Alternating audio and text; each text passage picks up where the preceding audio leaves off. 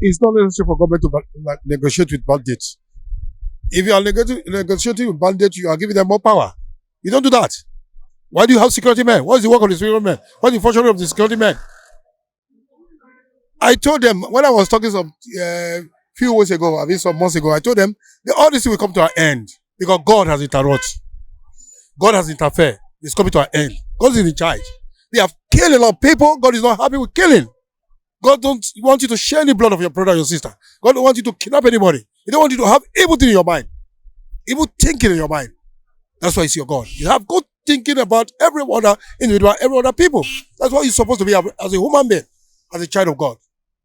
I believe this kidnapping of thing is not a business, and it's not actually something that one man is doing. They must have had their way into the government for them to be this versatile. As you know, there is this very guy, this Abuja-Kaduna that was arrested long ago. All his confession is all about connection that he had with all these things. So I believe the government know what they are doing. Do you understand? So is all about self-defense, and community security will be the only way out.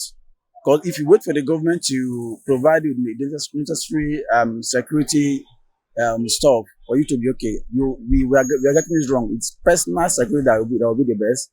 You understand? So every community or every estate should have a strong, well-equipped security on ground, not minding if there's any official force around. So I think that is the only way out. You see, they say things fall apart. And when things fall apart, the center can never hold. If not ordinarily, as giant, as blessed as Nigeria is as a nation, negotiating with terrorism is a taboo. How can you go and negotiate with terrorism?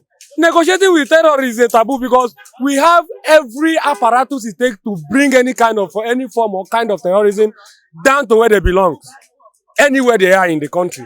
But because our government have failed, they failed woefully to the essence that they cannot even succeed their own personal self. If you cannot deliver yourself, bros, let me ask you, sorry, is it possible for you to deliver me when you cannot deliver yourself? You cannot save me when you cannot save yourself. That is what I mean. And for that reason, it's completely wrong for Nigeria government to go and negotiate with terrorism, where we have giant soldiers, both land, air, and sea. Then you go to the forest and negotiate with just set of people. Is bringing the dignities and the integrity of the country down totally before the international community. And I stand to say it's completely wrong for that negotiation. You have left them for a long time, giving them more time to release these people. They cannot release it. You have to use force. If you use force, you survive. Many will be saved and many will not be saved.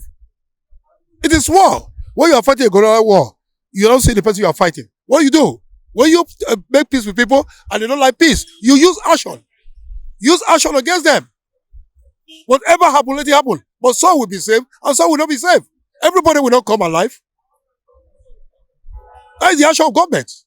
That fear is as a result of lack of confidence. My brother, when you have confidence on what you do, you cannot be scared of any other thing around it. They did all of this because they have failed.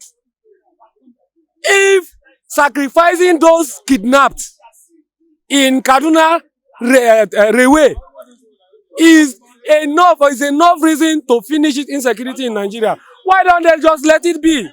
Besides, if the government wanted it to come in a way that no one will be harmed and none of the perpetrators will not be brought to book, it will happen. But because of the government with their political fetish, selfish, and fake styles of administrations, they decided to come and faking us by telling us that we went to. See, I don't want to talk much. If you say I should continue saying what I want to say, at the end of the day, it may attract other things that may not be nice to the country as a nation. You cannot negotiate with bandits. You are giving them more power to kidnap more people, to look for more money from people. What is the function of the security man? What is the work of the security man?